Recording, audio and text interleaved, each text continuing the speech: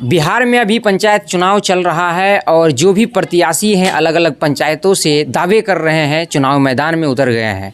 अभी हम इस जगह मौजूद हैं बरारी प्रखंड के जिला परिषद क्षेत्र संख्या 9 में, जहाँ पे 7 पंचायत आते हैं और यहाँ के भावी जो जिला परिषद कैंडिडेट हैं उन्होंने अपना नामांकन भी करा लिए हैं।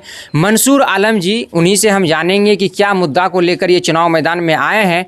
और अगर इनकी बात की जाए तो ये हाजीपुर के रहने वाले हैं, कटिहार हाजीपुर के, और वहाँ से 3 टर्म जो है और एक बार 2011 में ये जिला परिषद भी रह चुके हैं कोढ़ा से।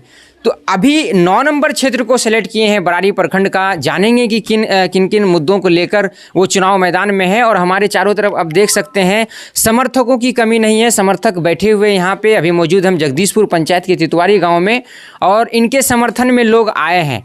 चूँकि बहुत ही पूरा ज़िला इनके नाम को जानते हैं, बहुत ही मजे हुए राजनीतिकार भी हैं, तजुर्बेदार हैं। और किन मुद्दों को लेकर आए हैं सीधा हम जानेंगे। सबसे पहले हमारे चैनल में आपका स्वागत है सर।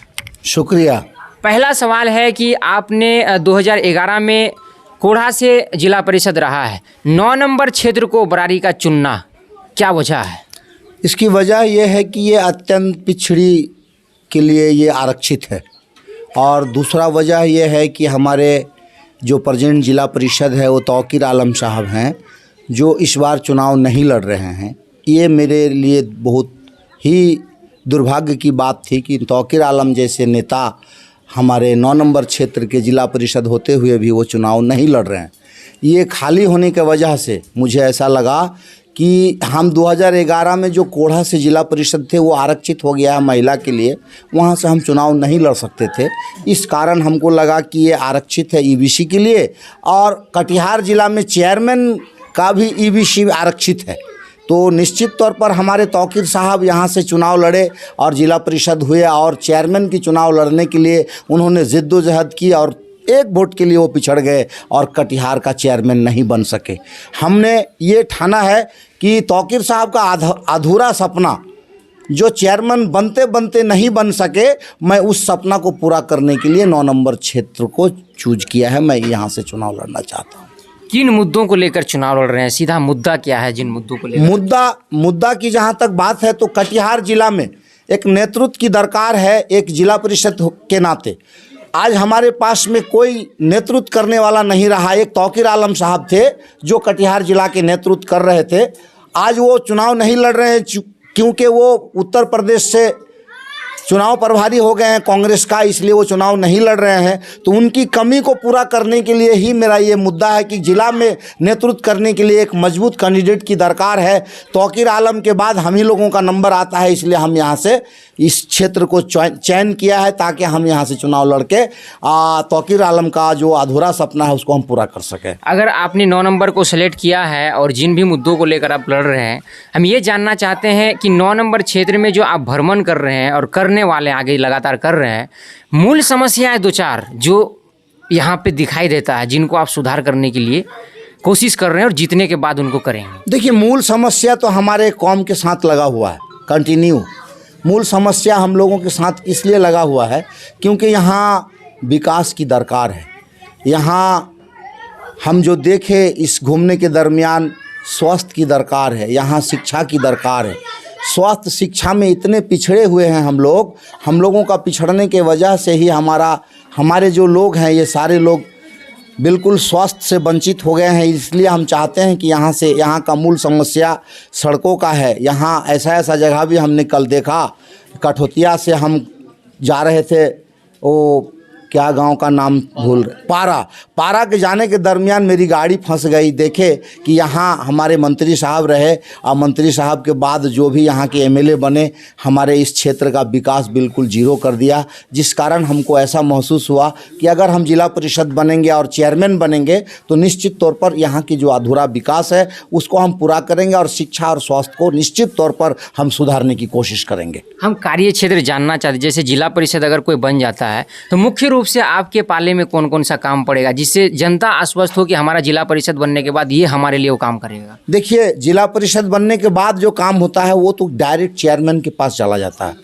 जिला परिषद एक मामूली सदस्य होता है और चेयरमैन पूरे पावर में होता है जिला में। और हम चेयरमैन का अगर चुनाव लड़के अगर हम चेयरमैन बने तो इस जिला में सड़क का काम होगा, इस क्षेत्र में हॉस्पिटल का काम होगा, इस क्षेत्र में शिक्षा का काम होगा, स्कूल खुलेगा, स्कूल में जो कमी है उसको दूर किया जाएगा, उसको दुरुस्त किया जाएगा। ये मेरा मेन मुद्दा है।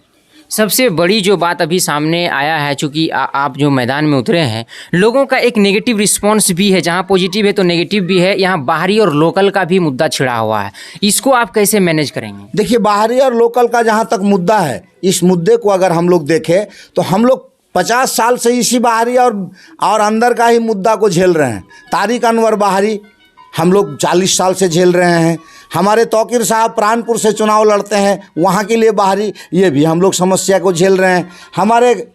हमारे काबरकोठी का वो शकील अहमद खान, वो जो कदवा से विधायक है, वो भी बाहरी हैं। नीरज यादव यहाँ से विधायक बने थे, वो भी बाहरी हैं। अगर अभी जो वर्तमान विधायक है आपका कटिहार का मेयर, वो भी बाहरी है। इसलिए बाहरी का कोई मुद्दा नहीं है। हम लोग लोकल हैं और हम हर गांव में जब भी कभी हमारे लोगों को लगा कि मंसूर आलम की दरकार है तो हमने अपनी हाजिरी दर्ज कराया और लोगों का समस्या का निदान करने के लिए हमेशा कोशिश किया और हमेशा कोशिश करते रहेंगे। ये मेरा मेन कहना है।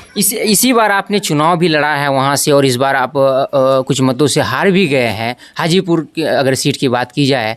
ऐसे में तुरंत फिर 9 नंबर से जिला परिषद लड़ना कितना चुनौती रहेगा? देखिए, चुनौती जहाँ तक की सवाल है, हम लोग अपने अल्लाह पे भरोसा करते हैं और जो अल्लाह पे भरोसा करता है वो एक लाइन जरूर कहता है लोगों को कि जिंदगी की यही रीत है, जिंदगी की यही रीत है, हार के बाद ही जीत है। अगर हम हाजीपुर हारे हैं तो निश्चित रूप से हम 9 नंबर जीतेंगे और कटिहार जिला का चेयरमैन बनेंगे। ये मेरा मेन मकसद है।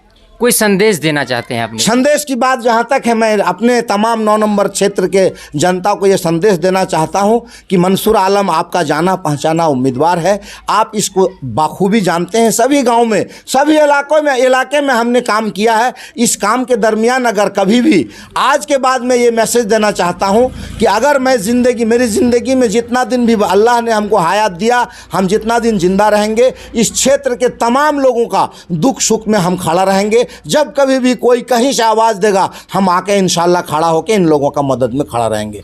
हमसे बात करने के लिए बहुत शुक्रिया। तो हमारे साथ ये नाम के मोहताज नहीं है, पूरा जिला इनको जानते हैं मंसूर साहब के नाम से।